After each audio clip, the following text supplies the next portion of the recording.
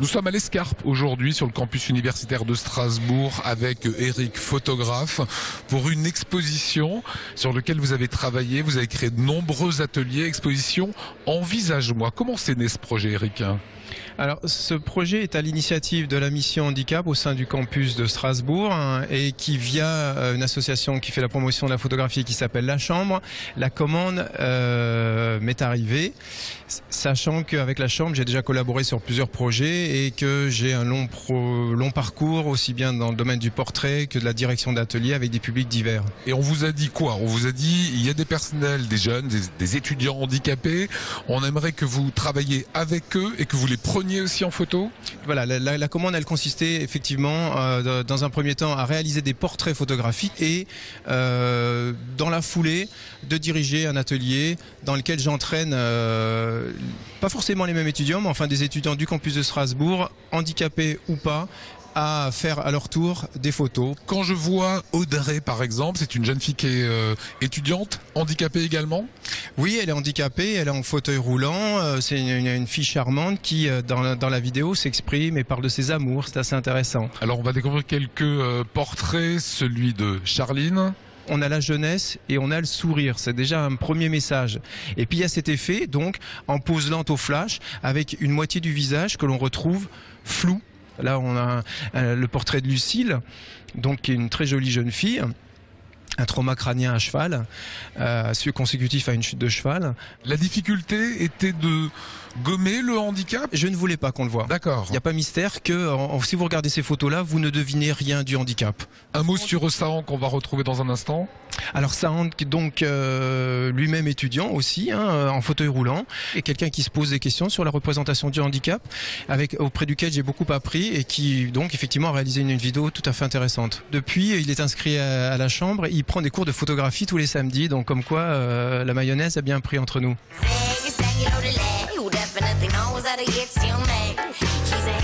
Sahan, avec nous, vous êtes doctorant en socio-anthropologie ici à l'université de Strasbourg. Exactement, oui.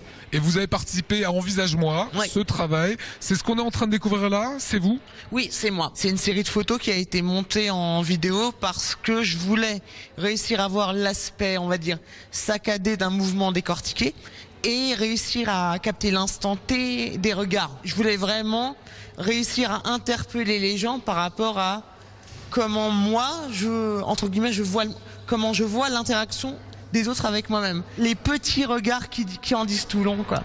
Il y a également la taille où c'est pris en photo. Ouais. Un fauteuil roulant, c'est 80 cm ou 1 mètre de hauteur. Exactement, oui. Exactement. Il y a au niveau C'est de la cette vision que la personne handicapée a, Oui.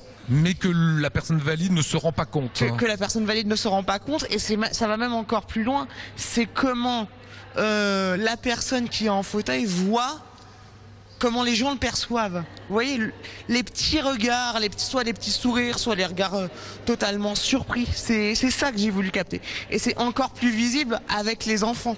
Parce que les enfants ne sont pas habitués à masquer leurs regards et masquer leurs émotions. Donc à partir de là... Les enfants n'ont pas encore les codes adultes. Exactement. Les adultes n'osent pas parfois regarder le handicap. Moi, je pars du principe que dès qu'on voit quelque chose de différent, on est attiré au niveau du regard. Mais le problème, c'est qu'on ne sait pas comment regarder.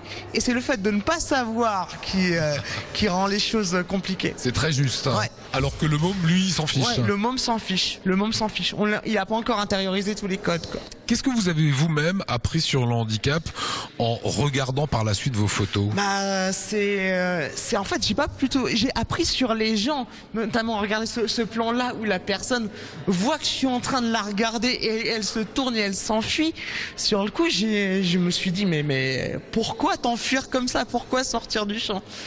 Je me suis dit c'est peut-être la caméra ou l'appareil photo, mais en l'occurrence, en y réfléchissant à deux fois, quand je me suis souvenu du plan et que j'ai vraiment vu que la personne, elle n'avait pas vu l'appareil photo, là je me suis dit mais qu'est-ce qui se passe ? Voilà, c'est un travail très étonnant que vous pourrez découvrir ce mois d'avril, avec notamment votre travail photographique, d'autres jeunes étudiants et celui d'Eric qui a encadré tout ce travail.